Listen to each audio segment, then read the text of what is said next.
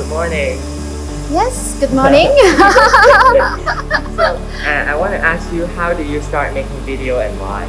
Okay, because actually I'm starting making a video since past a few months before the video went viral. And after a while, maybe a lot of complaining from our Indonesian fellow domestic helpers, because mostly I only receive a call from Indonesian fellow domestic helpers. And about the fourth wave, the COVID-19 until the fifth wave, the regulation is quite tightened. Even ban us for the holiday to stay out and then just stay at home. So it's another version on me that seems like employers given the right to control the helper. So this is the reason why I'm making a video on that went viral.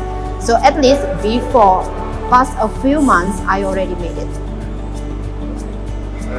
So what do you think are the reasons that your videos go viral in the community? Like not only among your friends, but also among other people, like even employers, they watch your video. Okay, actually I would like to, I was thinking what the way to let people attract. And it's not only for supposed to be the employer should to know. So that's why I have to find a way how to attract. And as my observation, since I was working in Hong Kong, there's mostly Hong Kong people is very hardworking and they are being that kind of material things, especially is money. So that's why I use that moment to break through the chains and make them attract on it.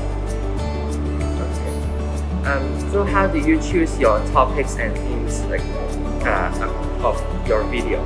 Okay, how I choose is because mostly as I'm an Indonesian domestic helper in Hong Kong, and I also receiving the complaint and all the case. Mostly I've been doing a counseling since I was 2010 here, but offline and online.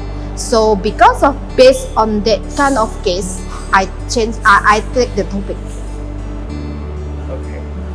So do you have any advice for other domestic helpers who want to speak up more? Of course, it's a must. Speak up is must, but you also have to do it at the right time and at the right moment, and what you have to speak up.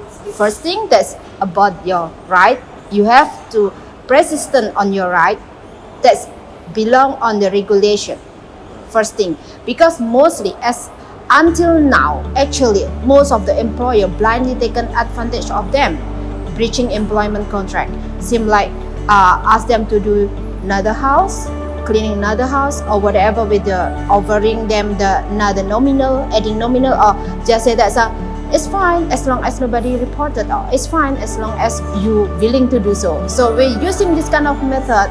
That's why most of Indonesian helpers having that kind of soft-hearted, and we are culture that's helping each other is a good. So it's based on this one, they could not say no. And I would like to encourage them, you have to say no at sometimes at the thing that you shouldn't do.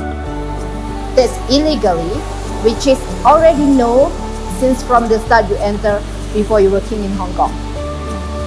Yeah. So how you mentioned that they have to choose the right time and the right moment. So yes. What is the right time and what is the right moment? Okay, the right time. First, you have to take a look what is the topic employer asks you to do. Second, that's the moment you have to check and observe to your employer state, because some of the employer also are trying to play a trick on you, and you should to know that mostly Hong Kong people using the verbal the verbal attack. It's not, they're not gonna to hit you because they know that if they hit you, they will report it easily. But if verbally you could not find evidence, on that moment you have to endure for the time being, but you also have to simplify, tell him off with firmly what is your right, what is supposed to do. So you have to find the time. So that's why I always told them that's the first step.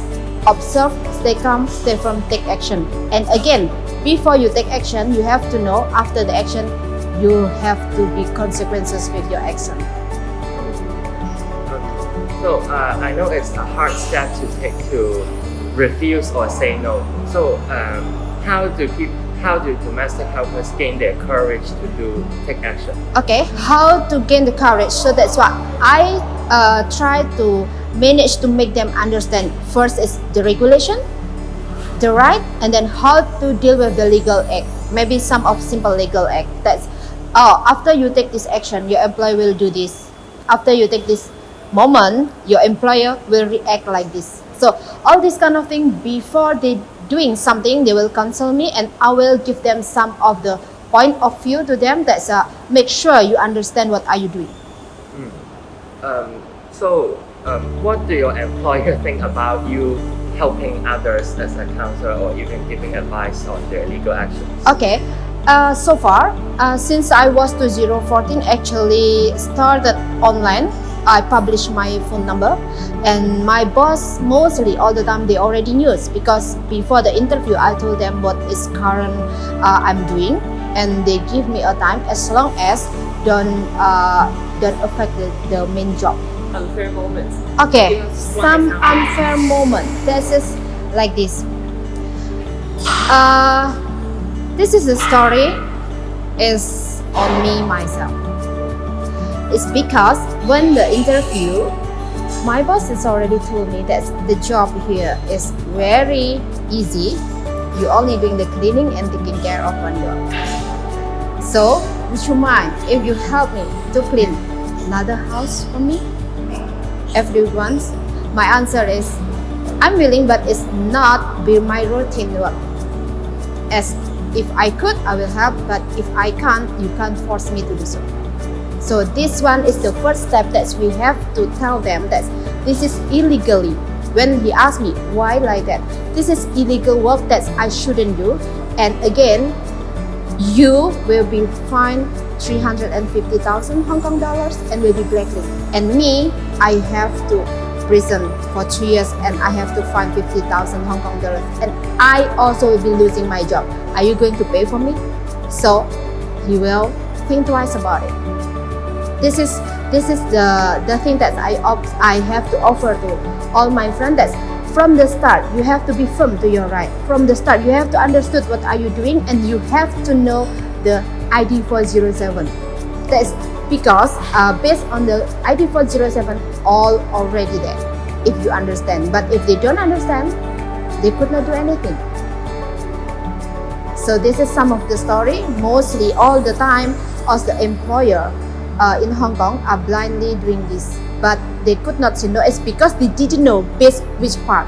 So I have to tell them, when you are making an argument with your employer during on this kind of case, that is based on your employment contract number 3 and number 4. So do you think the support from community is very important? Yes, it's need, because most of our Indonesian helpers, especially, they lack of language barrier, even Cantonese and English, and again because of this kind of knowledge not much enough, so they have no courage. If have the community, they seem like having a strength on them and break through to their insecurity. But again, that is also not much. Still have to do it by yourself. It's depend. Even we told you to do, but you could have no courage to break your insecurities. This is no use. So you think the ultimate point is they have the courage to fight for themselves. Yes, exactly. So that's why this time I'm making a video is try to build the courage for them that you have the right. You have the same right as a human. You have the same right as a worker. Even maybe, yes, you think that you are at the lowest class worker because you're working environment inside the house, live in for 24 hours and then doing the kind of domestic duties is such that's a lowest point of professional work. But again, you are still a worker. Why? Because you are required to be hired and you have a contract. So make sure that you have to brand yourself. You have a value here. It's not because you are here, you are nothing, but you are here to keep all the working going, including the helping Hong Kong family. This is acceptable. I believe your video has inspired many people. So thank you for your video and I helping do hope. others. I do hope so. Thank you. Okay, okay.